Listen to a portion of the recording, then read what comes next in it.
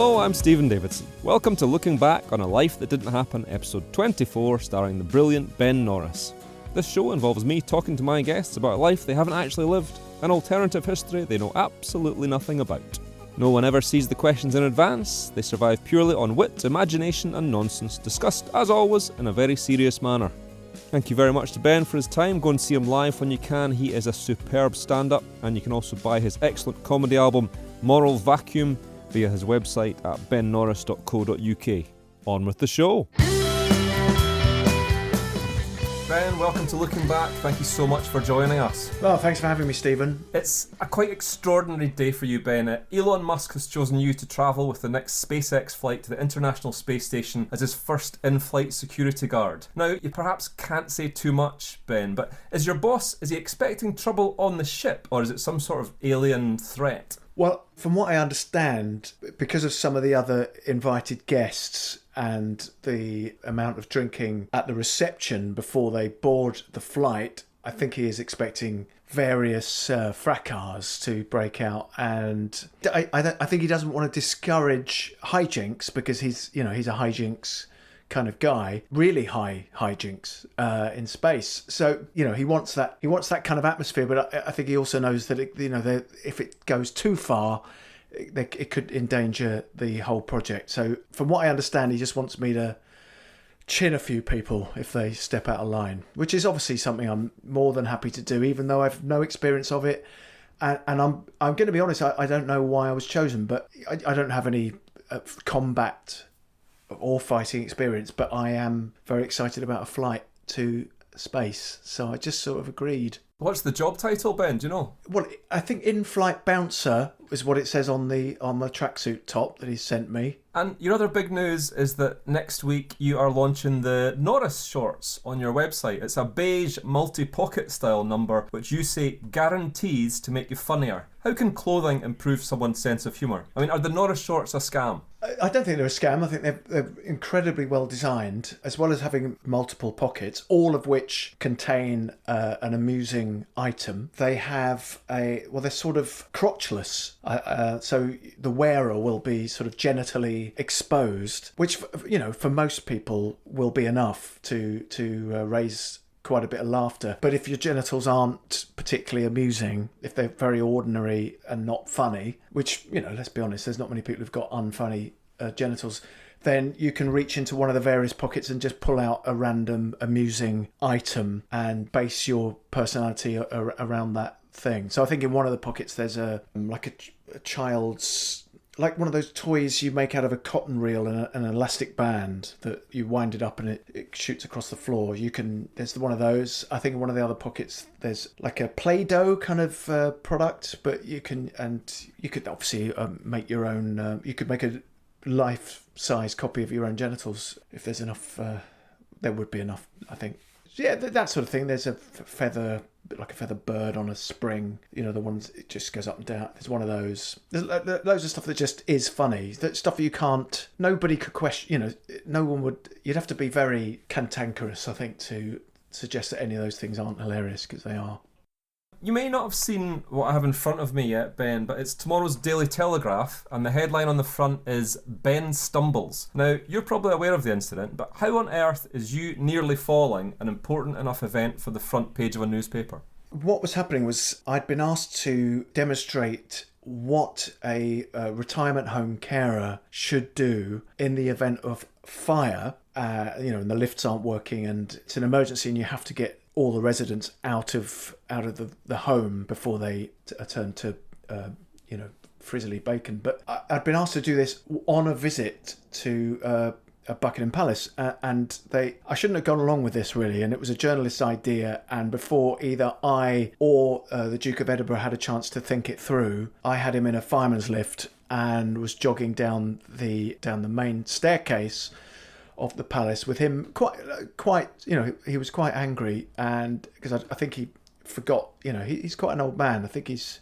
certainly in his 90s, and I think he felt it was undignified for him to be carried out like that, especially as perhaps if I'd let him get dressed there'd have been less of a furore. But I was just trying to improvise, and next thing you know, well, there's an awful lot of camera footage of the incident, because as I hit the last step, I did stumble. I managed to stay on my feet, but unfortunately, the Duke didn't manage to stay in position on my shoulders, and he flew across the room. It was quite shocking how, the way he landed was awkward. He looked like he'd broken his neck. Thankfully, he hadn't, but there was more royal appendages than anyone would have probably hoped to see. So yeah, I think that's probably why it made the papers. Yeah, I think I don't want to be harsh on the man, but I think even if you had broken his neck, I would imagine he would still have carried on driving.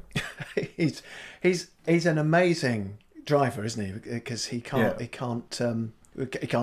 He can't do it, and yet he does. So I think they should just. I mean, if they can't stop him from driving, they should at least warn everybody else. The Duke's out today in the Windsor area. You might want to rethink your journey. Finally, before we go back in time to Norris Day 1, are you prepared to comment on the rumour that in 2020 you married 3 women called Mandy and none of them know about the others? That was an interesting year. In fairness, only 2 of them were really called Mandy. The third one had an East European name that I couldn't pronounce, so I just said, I'm going to call you Mandy. And she agreed, got in the back of the truck and didn't make a sound until we got to Dover. But it was short-lived, that marriage. That one particularly short-lived. It lasted until, what are those services on the A2? Anyway, that's where she ran off, and I never really saw her again. And yet still requested alimony. The other 2 Mandys, they were far more my cup of tea. First one, Mandy Chaucer, I think her name was. No relation to Chaucer, not to me. Otherwise, it would have been wrong to marry her. But she was a professional skiing instructor who I met in the Alps, and even though she couldn't do anything about my snowplow, she certainly made winter nights warmer. And we fell in love very quickly because we were drunk for 2 weeks, because that's essentially what a skiing holiday is, from what I remember. There's some mountain stuff, actually sliding isn't there, but the rest of it is from about 3:30 in the afternoon. It's toffee vodkas and as much beer as you can drink, and a bit of melted cheese and with some bits of it's just mostly drinking. And so we were drunk and in love, and making love and drinking and being sick and doing a bit of sliding, in the mornings. And that was Mandy Chaucer. And the other Mandy, her maiden name was Jackson, one of those, Jetson, Mandy Jetson. And she was, I met her I used to do pole vaulting. Did you know about that? I used to do pole vaulting before it was big. I'm not saying I invented it, but I was certainly fairly early in the pole vaulting world, because essentially I had a very long pole and a nosy neighbour, and so he would watch me and say, what are you doing with that? And I would run at his fence with the pole, and before he knew it, I was in his garden, often in his fish pond, and it was quite an impressive way of sort of just getting over his fence without him even having a chance to repel me. And in fact, it was him that suggested that not only should I get out of his garden, but I should start doing this as a sport, and the rest is history. But she was a pole vaulter too, that Mandy, and Mandy Jetson, and she was very good. She always, however high I went, she always went 3 inches higher, and that was the kind of relationship we had.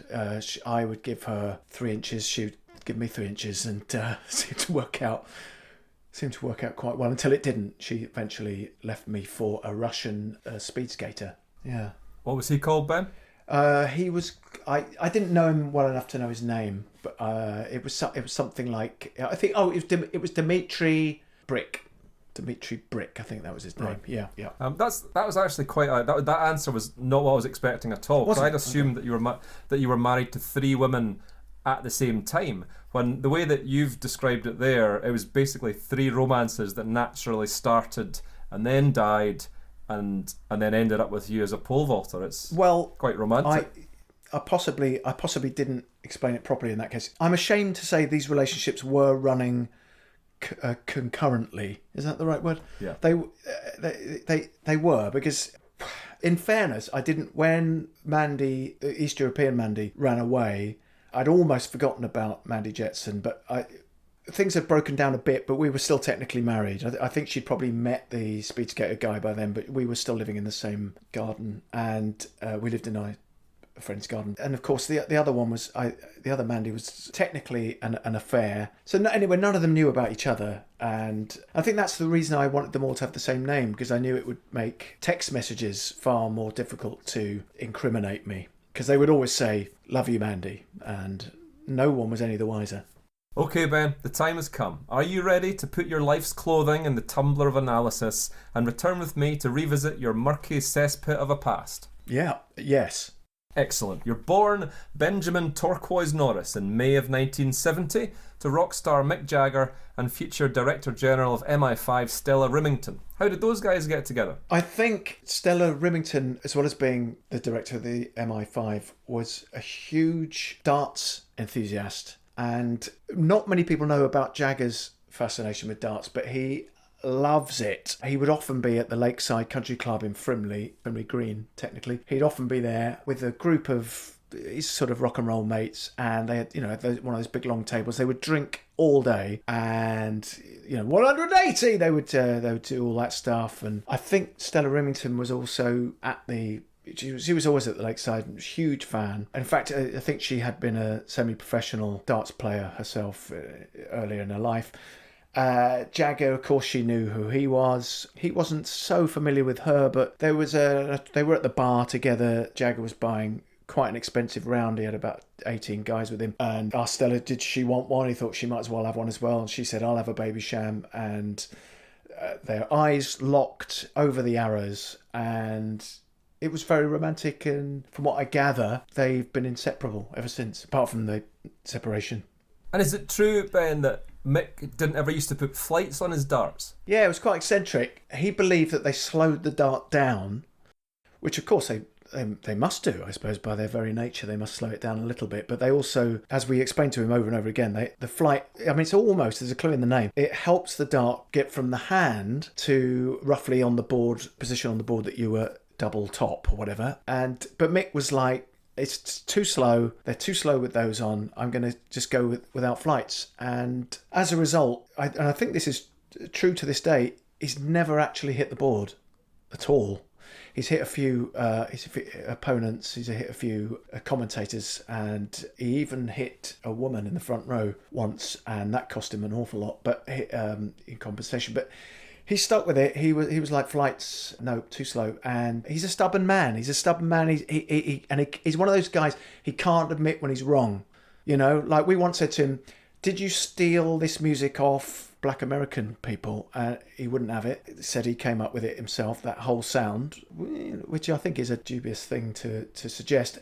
So, and once he's got an idea in his head, he sticks with it. So he wouldn't accept that the blues ever existed before he came up with it, and wouldn't accept that darts work better with flights. But, it's that kind of personality, I think, that's got him to the top. And you didn't see much of Mick in the early years as he was banging too many people apart from your mum. But do you have any memories of him ever popping in to visit? Yeah, he wasn't one of those dads that you remember having great fishing trips with, and he was a bit more, obviously he was an eccentric and he was a rock and roller, but he would maybe once a year or something, twice a year, this sports car would pull up outside and he would tumble out he'd have a couple of blondes with him. He'd be fairly high, and he would come into the house, and he'd say, I just want to spend an hour with you, son. And sometimes he would write a song from. I've got my guitar here. Do you want me to? Yeah. I'll see if I can remember one of the songs he wrote. He wrote me a song once. It's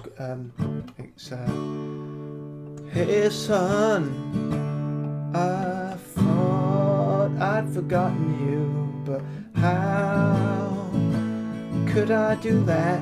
Hey son, I remembered you. I didn't realise you were so fat. Because, he's so thin that he thinks everybody else is fat. He's like a stick with skin and lips. In fact, I think that's what it says on his business card. He So, when you stand next to him, everybody looks like they could lose a couple of pounds because he's a ridiculously thin man. So sometimes when he came to visit, I didn't even know he'd come round. It was, it'd be a while before I go, why is that hat floating? And then, oh, Dad.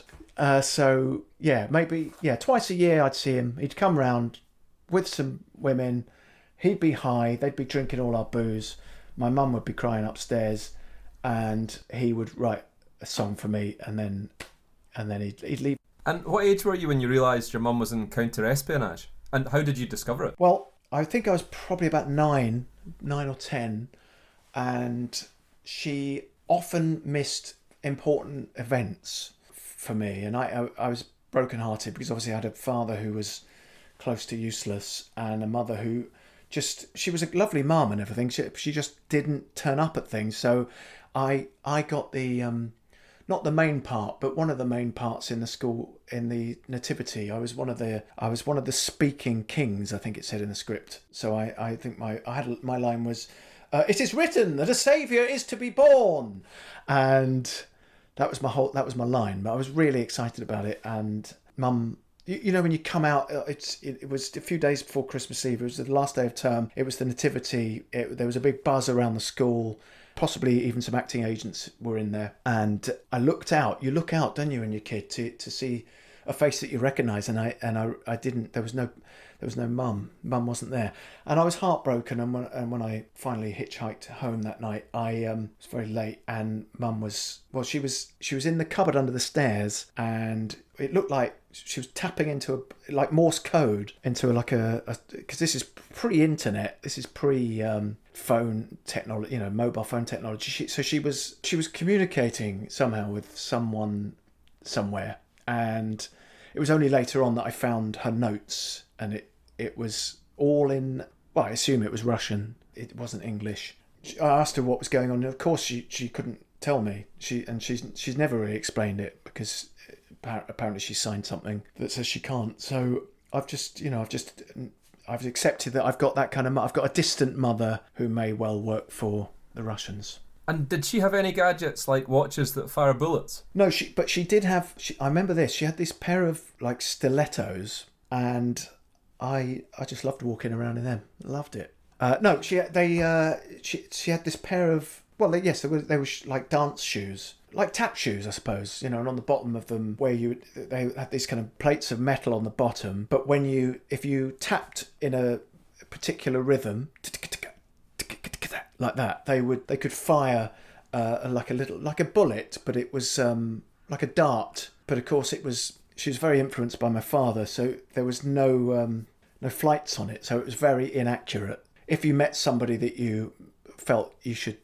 do harm to, and you could persuade them to stand still while you pop these dance shoes on, they would think you were just an eccentric, just dancing in front of them.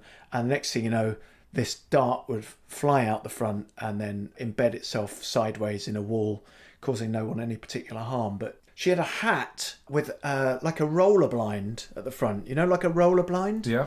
And it was you'd probably think of it as quite crude these days, but in the mid-70s, it was state of the art. So the hat she could wear when she was out and about doing her spy stuff. And if she saw another spy who she feared might recognise her, she's in the queue at the butcher's or something, trying to get some liver, she'd just hit this button and the roller blind would come down and it would just have a completely different face, often drawn by me because I was the best artist in the house. And I wasn't great, I'm going to be honest with you, but I did my best. So I drew a selection of our neighbours' faces on a selection of these roller blinds, and so people in the butcher's or the bookshop or wherever, they would just assume it. They'd assume it wasn't my mother; it was one of the neighbours.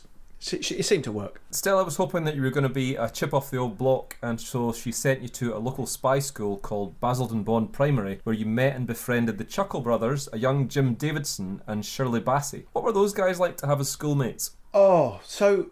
I mean, well, they're a mixture. Shirley Bassey was probably the kindest of the four of them. She was very patient with me when how do I put it? I mean, she was the first person who I attempted to to make love with, and with consent, I should add. She was up for it, very, very much so. She was a few years older than me, and in fact, she was the sports teacher at the school. But she was off, when she wasn't singing. If she wasn't singing, she was making love. That's what she always said. That was her catchphrase. If I'm not singing, I'm making love. And that's how you knew she was making love, because you couldn't hear her singing. In fact, when I did it, you couldn't hear anything. Total silence.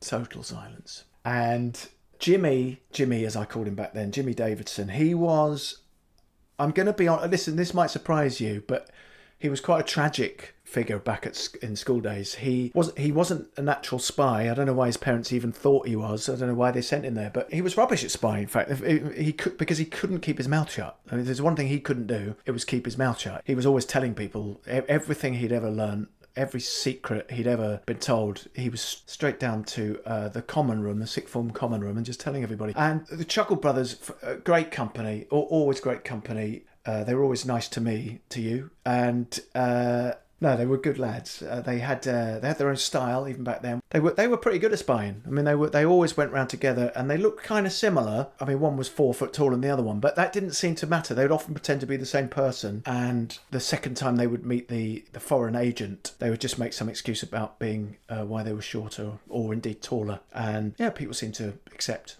what they were saying, which proved how good they were at the gift of the gab. And Stella pulled you out of Basildon at the age of 10. Do you remember the incident with popular teacher Mr. Wheels that forced her hand? I mean, would you have been expelled anyway, do you think? Possibly. Old Wheels Ronson, yeah, Mr. Ronson, yeah, he was.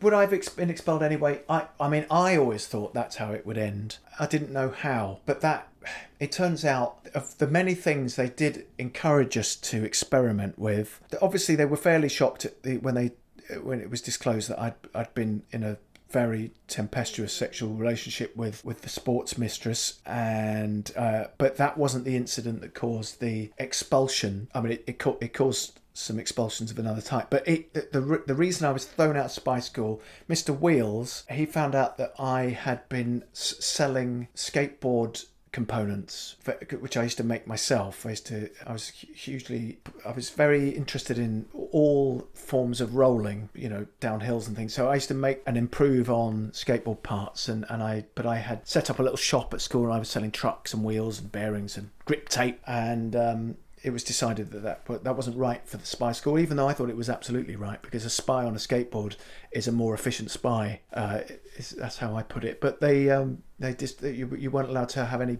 businesses on the side, so that was a quite bland reason why I was thrown out. At the assembly where they, let's call it, release you from the school, Shirley Bassey stands up and makes a quite passionate speech to try and allow you to continue at the school, and Wheels Ronson stands up and says to her, "You're always singing or making love, your sports teams are crap, you've no power here to do anything."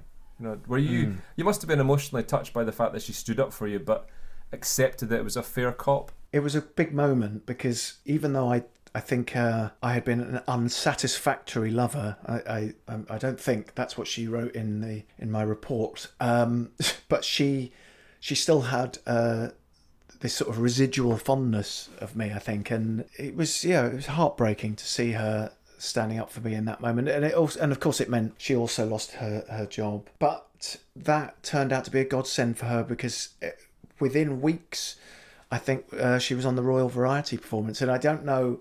I think a lot of us maybe can learn something from that. If you think you're in a rut, then it's well worth taking some risks, maybe getting thrown out of your current job and seeing where it'll take you. And she stood up for me that day. I had tears in my eyes. She had tears in her eyes. She had to pack all the things from her desk and get in her Volkswagen Beetle and go back to Cardiff, I think is where she was staying. And then her career took off. So I think she was much better off out of that spy school. And of course I never heard from her or saw her ever again. But I never forgot what she did for me. And you still wear the old school tie on stage for every second gig. Why is that? It's a memento, and I like the fact that ties were very wide in the 70s. A lot of the younger people listening to this won't believe this, but ties were often wider than your actual head. So your head would be yay wide, and the tie would be 4 or 5 inches wider than that. So it's an extraordinary bit of kit, really. It's so wide that you don't have to wear a shirt. And that's an advantage, if you're late for a gig or something, you just, oh, God, I haven't got dressed properly. I've got my utility shorts on, and obviously some funny action going on in the front, and I've got this massive tie, and that's all I need. I'm covered. I'm almost completely covered. So yeah, every other gig, that's the look I go for.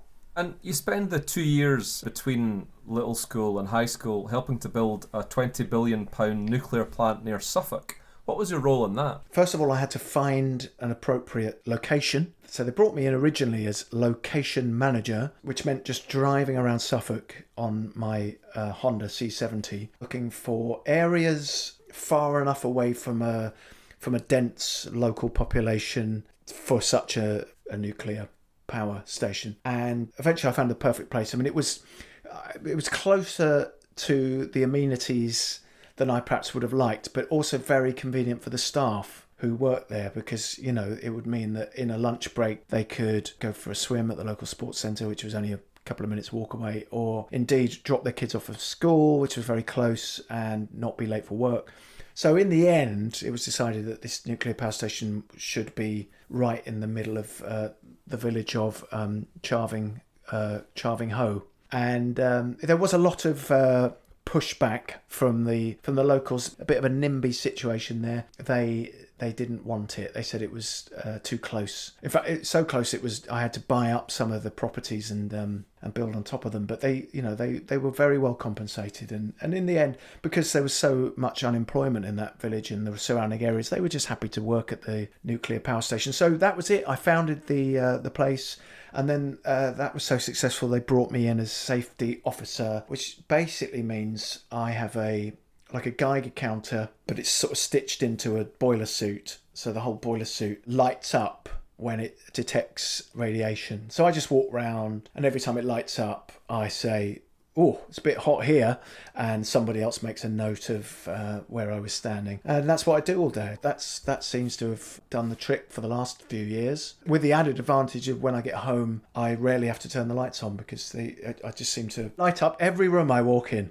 They've always said that about me, and now it's absolutely fact. Your years at Chaving Ho High School fly by. You're incredibly popular because of the great work you've done in the nuclear world. Eventually you're booted out again, Ben, and there's a pattern forming here. You're booted out in 5th year for speaking in a voice like this for the whole year, answering questions like this. Why did you speak like that, Ben, for the whole year at school? Well, I think it started as a joke in German lessons, because I thought I thought all Germans talk like this, and our teacher, who of course was a German lady, she claimed that she didn't speak like that. She would say, "I don't speak like that," and I'd go, "Yes, you do speak like that," and she would say, "No, I don't speak like."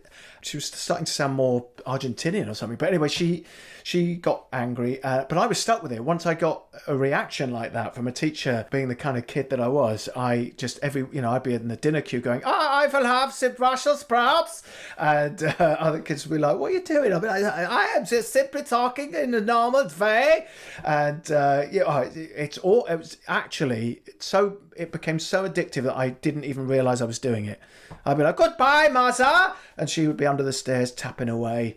And I think Daddy's coming for us this weekend. And she'd be like, I doubt it, mate. And I just stuck. I was stuck with it. And in the end, I had to have speech therapy in order to just get this awful voice back from the ones that I had for so long. Yes. Yeah, I could see why they would have had to expel you. It's clear to me, and I'm sure to the people who are listening. You find a placement straight from school at the local bat sanctuary after your mum puts in a good word that you're some sort of bat whisperer. Did you actually have any kind of real connection with the animals? Yes. What's difficult is establishing a connection with a bat. I think that's where so many people who perhaps could do this give up, because, well, they're just not willing to put in the hours. And it's quite dangerous. It's quite dangerous because you have to, well, I discovered you have to hang out of a window. You have to hang out of a window on a a rope that's tied around your ankles, and you have to try and, I don't know if you know, but bats at dusk, the time of dusk, the dusk time, I think it's called, at dusk time, bats, they come out of the eaves of your roof, if you're lucky enough to have bats, and they circle very, very fast. And what they're doing is two things. They're collecting gnats, like little gnats and flies that they eat. They can eat up to 500,000 in one evening. They're collecting those, and they're also trying to cool down. They're just trying to cool down a bit. So they fly round and around these very tight circles. And I realised that I couldn't communicate with them if I stayed where I was, because it would be like, well, sign it. So the bat would be like, what's he on about? So I realised if I'd have to, so I'd let myself drop on this rope from my ankles, and if I let myself swing, eventually I could swing out enough to get a kind of I don't know what it's called, like an elliptical swing going on. I think that's probably what it's called. And if I did it fast enough and for long enough, sometimes I could synchronise my elliptical swing with the circling bats, and then just chat to them. You could just chat to them then, and they'd be like, oh yeah, well, collecting gnats. Like, how long have you been doing that? They'd be like, well, I've been doing that for a few years now. But it proves to be quite a simple and easy way to get a nutritious meal. And I'd be like, oh, that's really cool. And, I'm making it sound like I wasn't using language like that. I'd be using a very high pitched, which means how's your mum in bat. I mean, once you're on their level and get your elliptical swing right, you are a bat's best friend. And not many humans have ever done this. So that was why I was so successful. It's quite similar to your German, your bat whispering. Yeah, I suppose it is, yeah. What are you doing? I am eating the nuts. Nuts and Nazis. So similar. Nuts and Nazis. One of the volunteers at the Bat Sanctuary is TV presenter Valerie Singleton from Blue Peter. And you end up on the show as Nature Man, which is a successful time. You're forgiven for very late one night trying to break in the square window. Why were you doing that? Well, I don't know if you know, because you probably didn't go to a school that was as rough as mine, but breaking in the square window is one of the more bizarre sexual euphemisms. And I don't know if I need to explain to you what it really means. I mean, no. But anyway, that's what was going on there. I was breaking in the square window, and let me tell you, once that's happened to you, you never forget it, ever. And you're sacked from Blue Peter for taking away John Noakes's ladder when he got to the top of Nelson's column. Why did you do that? Yeah. Oh, because John was... Well, he was just such a terrible show-off, you know? Do you remember me talking earlier about the girlfriend I had who always went 3 inches more than me? Well, that was John Noakes in a nutshell. In fact, I remember that time... Do you remember that time John Noakes got in a nutshell? I mean, that it was like because he started doing kind of macro stunts, didn't he? He'd done all the going up the tallest things, going up the highest things, going on to the biggest things, and then he realised that he could only possibly go the other way. So he started doing macro stunts. So he was able to, through the power of he would use Shep. I think that was the name of his dog, wasn't it? Shep. He would use Shep as a sort of like a mind meld. He would mind meld with Shep, and for some reason that meant that John could shrink his body down very, very, very, very tiny, and then he would do these macro stunts, as he called them. So he would get inside a nutshell. He would crawl up the side of a sort of a lamp and he'd take the bulb out and get inside where the bulb was, which was very, very dangerous because if you happened to touch both elements, you were dead. But John was fearless, tiny and fearless. So so I was very jealous of John, because every time I suggested something for the program, before you know it, he will have done it, and he will have done it smaller. At the age of 24, Mick returns to your life in the form of a giant backlog of alimony and child support payments to you and Stella. You're suddenly rich and you invest most of the money in your Italian high street restaurant chain Benjios. Now, you'd no experience of Italy or Italian food, and up to that point your mum had cooked every meal you ate. And I've got an old menu from Benjios here. Can I just read out some of the dishes? Yeah. We've got co-op pasta with butter, spaghetti hoops al dente, dry gnocchi with bits of peanut, and the special here is listed as French toast. I mean, surely people weren't fooled, Ben, even in the 90s, into thinking that you were some sort of gourmet. Well, I have to say, thankfully, we didn't have the internet then, so people were far, far less sophisticated in a culinary sense than they are now. And also where we had moved to, which was quite near the Lakeside Country Club in Frimley, just to be closer to the darts, people in that area are somewhat, well, how do we call it, undercultured. So the restaurant did amazingly well because the kind of people that came in knew even less about Italian food than I did. I mean, they didn't even realise that French toast wasn't Italian. That's what we're talking at that level. You know, and those, by the way, those were just some of the early. I think you must have quite an early menu there because we went on to make some things that were far more authentic. So there was ravioli, which is like ravioli, but there's only one of them. Ravioli, and that was popular, especially with the slimmers. So there was ravioli. There was like another kind of gnocchi that was just for the comedians that came to the restaurant. It was a gnocchi, and that was very popular. And lots of sauces. I mean, that's what we specialised in, was sauces, and using things that people didn't expect to find in a sauce, like batteries and fluff. And, you know, things that ordinarily people wouldn't expect to eat. And, in fact, some of them didn't know they had until later in the day. But your sauces, Ben, I mean, I ate there, and your sauces were HP sauce, like Hellman's mayonnaise. There was no homemade sauces at all. Well, they were classics. I mean, why mess with the classics? I think it's about marrying perhaps a low culture with high culture, isn't it? So if you've got some beautifully delicate homemade pasta, I mean, imagine that. We never had that, but imagine if you had that. Combine that with, if you put a little bit of butter in a pan, and you squeeze some HP sauce into the butter while it's gently warming, you could drop almost anything into that. It'll go slightly browner than it was, and brown is always tasty in cooking.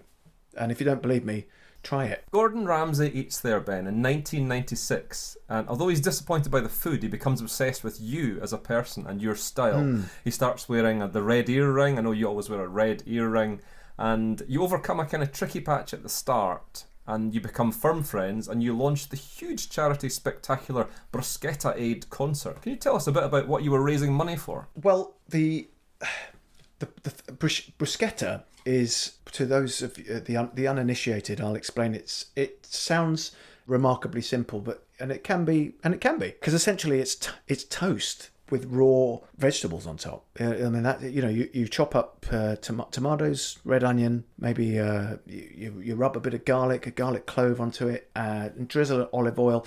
It's toast with veg, right? But the Italians call it bruschetta. And but I don't know if you know, but there'd been the closest Italy's ever come to a famine that year. It had caused all sorts of problems in Italy, and there were people starving in Italy, and we came up with the idea of how to easily and quickly feed Italians with a kind of food that they would recognise in a crisis, and that's what we were raising money for, to ship out as much toast as we could and feed these poor starving Italian people. We felt it was the least we could do to pay them back for, you know, the years we'd been leeching off their culture. You know, you bought a Rolls-Royce Phantom straight after the concert, Ben. Do you think that perhaps sent out the wrong impression?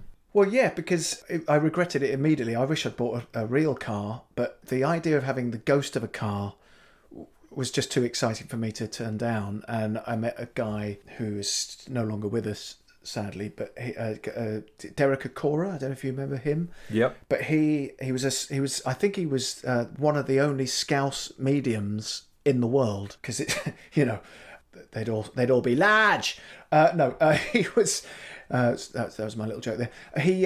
It was him that told me he had an actual ghost of a Rolls-Royce car, and it was because it was a car that used to belong to some high sea admiral who had driven it into a lake in the Lake District and drowned in it. And not only had he died, but the car had died as well. And for some magical reason, the essence, the soul of the car had returned to the surface and was spotted at the side of the lake by Derek Acora. He managed to get the ghost car down to Frimley, and he took me for a spin in it, and it was so exciting because to anyone else it looked like Derek and I were just sat side by side, somehow floating 2 or 3 feet off the road, and shooting down Frimley High Street at 60 miles an hour. But actually we were in this ghost Rolls Royce, and it was a beautiful car as well. So it had a lovely smell, very distinct smell, smell of death, I think. And yeah, so I bought it. I paid him £12,000 for it, and never saw him again. In early 2002, Ben, you sell Benjios, all its recipe secrets. You sell the ghost car. You manage to sell Acora himself, having tracked him down. And you go into the business of selling moccasins. 6 hard years in the moccasin business. You've made a decent amount of money, but it's not great. You only start rolling in it again when you agree to become the new face of travel pillows. Why did they choose you? There was a famous photograph of me from that era asleep on an all-night flight from New York back to Frimley, and before the Frimley airport was no more. And unfortunately, I'd had a little bit too much to drink. I was celebrating the sale of Benjios in New York with some friends over there, some famous jazz trumpeters that I know. And we'd stayed up all night trumpeting and drinking, and they poured me onto the flight. I had gone unconscious. I was lying on that, that when you can't get comfortable in an aeroplane unless you're in business class. And had I realised business class was even a thing, I probably would have travelled in business class, but I didn't know about that. So I was at the back, and I was, curled up in a mess with my head on the armrest, and the imprint of the armrest stayed on my face for about 3 weeks. I was drooling, and a member of the paparazzi was on the flight, took a picture of me. It was in all the papers the next day, and the travel pillow company thought this would be a great tie-in, so they contacted my agent and said, would I be interested? Initially I turned them down, and then I said, yes, I'll take that. I will endorse that product, because it was a great pillow. It was a travel pillow. It was amazing, because I think John Noakes would have liked it, because it was tiny. The problem with most travel pillows is they're just not practical. I mean, who wants to walk up around an airport with a pillow under their arm? But this was so small, it was like you could fit it in your, that little pocket you have in your jeans that no one knows what it's for. Inside, you got a pocket inside your pocket. It would fit in there. But when you got on the plane, something to do with the decompression, as soon as the plane took off, it would pop up to the size of a human head. Like my old school tie. It was about that size, and you could get a very comfy sleep on it. So it was a good product, a very reasonable fee, and all in a good tie-in, I thought. And with the cash from that tiny pillow, your next adventure leads you, well, we're almost at the present day, Ben. Your next adventure leads you onto the stage. You take the money from the pillow and you organise a trip to Peru to try and find yourself whilst wandering aimlessly around smoking cinnamon sticks. Can you tell us the story of what led you to build a small stage on Machu Picchu and start cracking gags up there? Well, I didn't know much about Peru in those days. Now, of course, I know so much about Peru. I'm not going to even show off by telling you all the different things I know about Peru, but I'm probably one of the world's experts. One of the things I loved about Peru, like any place, it's the people, and the Peruvians are the most kind, generous, and drunk people I think I've ever met. They love a drink, and they drink unusual, alcohols that date back to their ancestors, ancient alcohols, some of which I think are laced with hallucinogenic drugs. I think it's not just booze. You get a very different high from a pint of kimchi. Kimchi.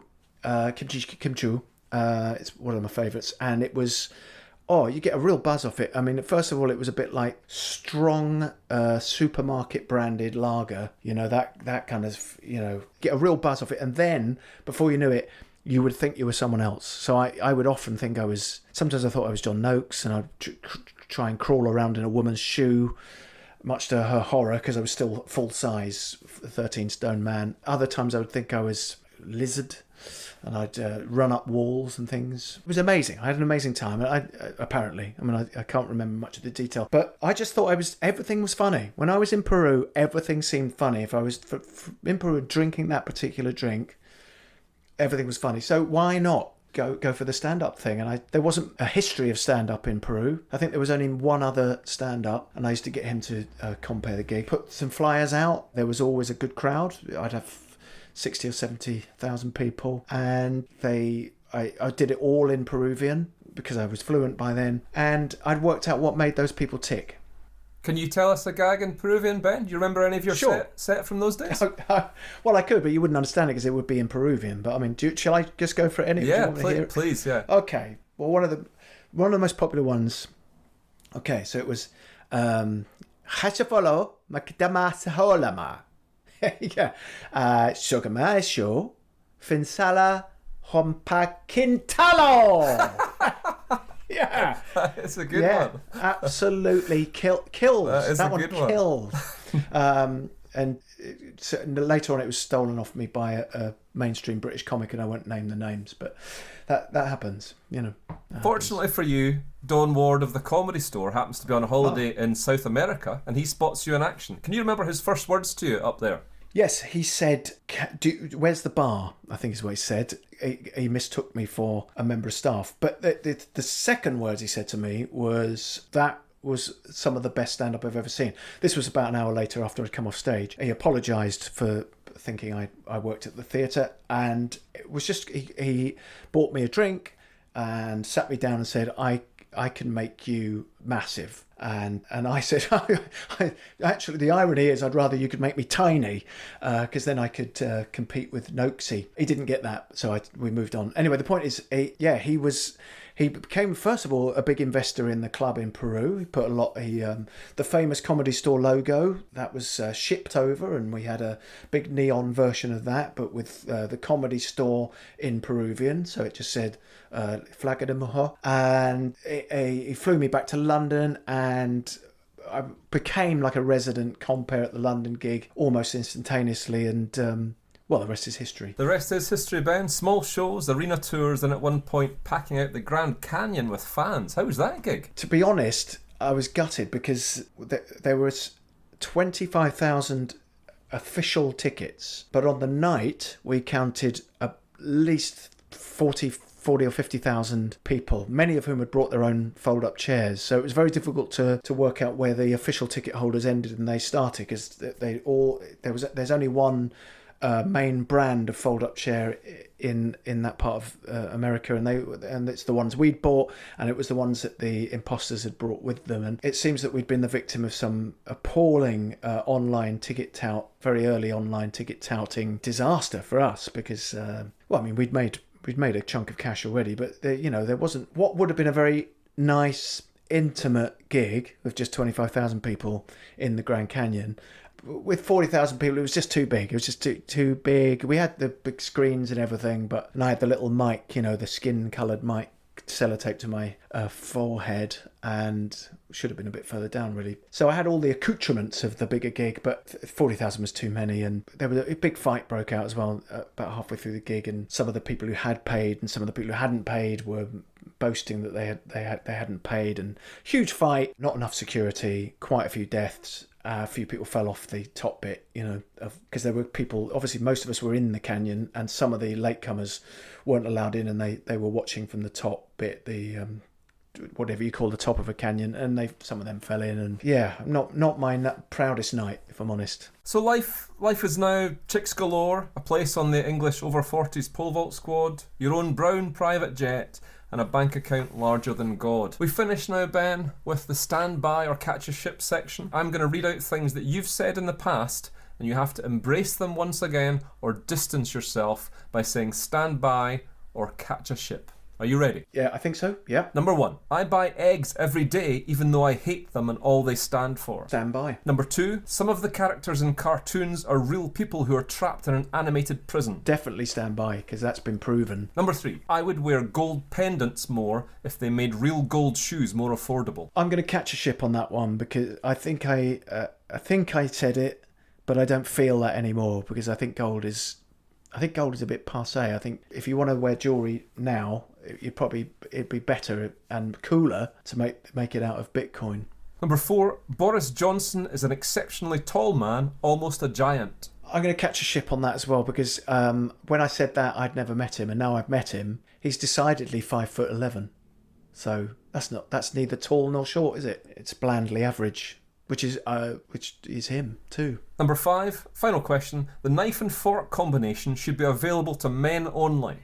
I'll stand by that. Yeah, I'll stand by that, because, well, I don't think it needs explaining. I think it would be crass to explain that one, and possibly even misogynistic. So I'll just stand by it and then walk away. Okay. Thank you so much for coming on the show, Ben. As your choice of exit at the end of your life, you've chosen to be burnt alive like Joan of Arc, but on stage at the Glee Club. Why?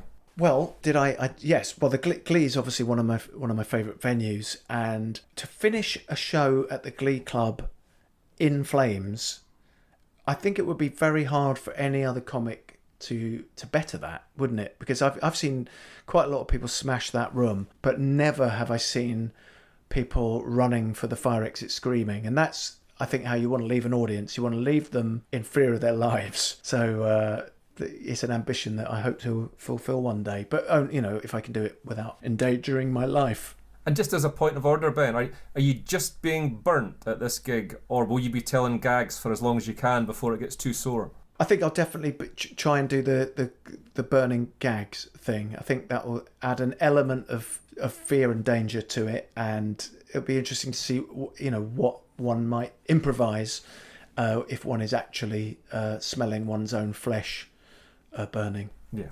And the song you've chosen to play as you burn is your own song, Ducks. Now, you're the first ever guest, Ben, to choose to go to heaven or hell to the sound of their own voice.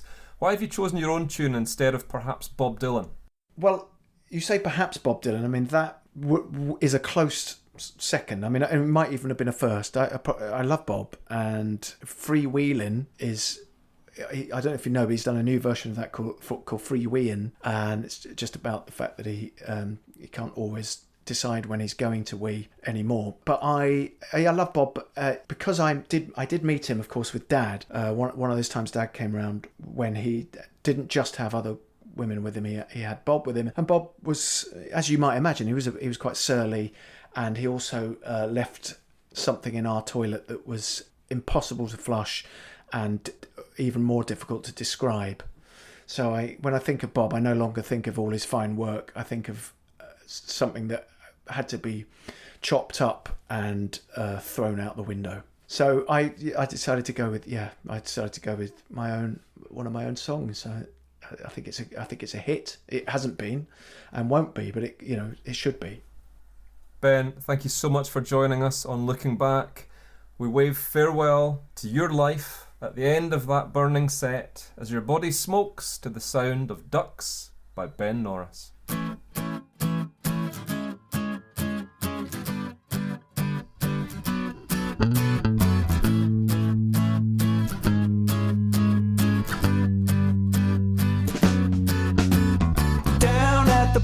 The sign's easily read, but you can't seem to get the information in your head. Why don't you feed them lettuce instead? Look, motherfucker, ducks don't eat bread. It's what I said, it's what you read. The ducks don't eat bread. It's what I said, it's what you read. The ducks don't eat bread. Down at the pond with their babies for a picnic. Here come the yummy mummies, and I don't mean to nitpick. It's nice to meet your friends and have a little natter, but fuck me, ladies, ducks don't eat your batter. It's what I said, it's what you read. The ducks don't eat bread.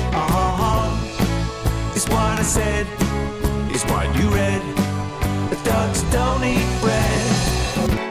It's such a lovely day, so put the bread away. You make yourself look like a tit. They can't tell you, but the ducks don't want it. You make me sad, you make me depressed. I know that you think what you're doing's for the best, but have you read the signs? Well, just let me guess. Oh shit, the ducks are full of sun bless. Can't you see, they're not like you and me. You see, evolutionarily, ducks never had a bakery.